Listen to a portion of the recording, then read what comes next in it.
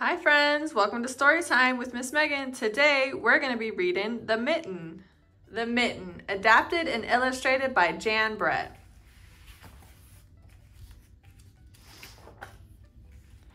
Once there was a boy named Nicky who wanted his new mittens made from wool as white as snow. At first his grandmother Baba did not want to knit white mittens. If you drop one in the snow, she warned, you'll never find it. But Nicky wanted snow white mittens, and finally Baba made them. After she finished, she said, "When you come home, first I will look to see if you are safe and sound, but then I will look to see if you still have your snow white mittens." So off Nicky went, and it wasn't long until one of his new mittens dropped in the snow and was left behind. A mole, tired from tunneling along, discovered the mitten and burrowed inside. It was cozy and warm and just the right size, so he decided to stay. A snowshoe rabbit came hopping by. He stopped for a moment to admire his winter coat. It was then that he saw the mitten and he wiggled in, feet first. The mole didn't think that there was room for both of them. But when he saw the rabbit's big kickers, he moved over.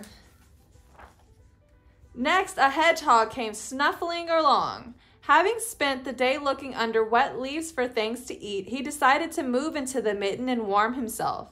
The mole and the rabbit were bumped and jostled, but not being ones to argue with someone covered with prickles, they made room. As soon as the hedgehog disappeared into the mitten, a big owl, attracted by the commotion, swooped down. When he decided to move in, also, the mole, the rabbit, and the hedgehog grumbled. But when they saw the owl's glinty talons, they quickly let him in.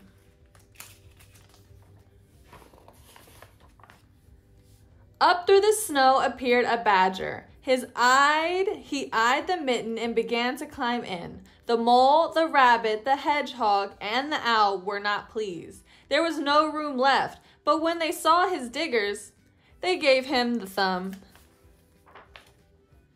It started snowing, but the animals were snug and in the mitten. A waft of warm steam rose in the air, and a fox trotting by stopped to investigate. Just the sight of the cozy mitten made him feel drowsy. The fox poked his muzzle in. When the mole, the rabbit, the hedgehog, the owl, and the badger saw his shiny teeth, they gave the fox lots of room.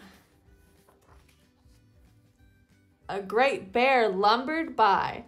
He spied the mitten all plumped up. Not being one to be left out in the cold, he began to nose his way in. The animals were packed in as tightly as could be, but what animal would argue with a bear? The mitten swelled and stretched. It was pulled and bulged to many times its size, but Baba's good knitting held fast.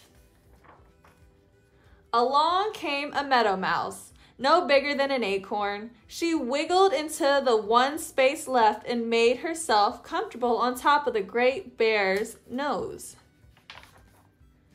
The bear, tickled by the mouse's whiskers, gave an enormous sneeze. Ah, ah, ah, ah, achoo!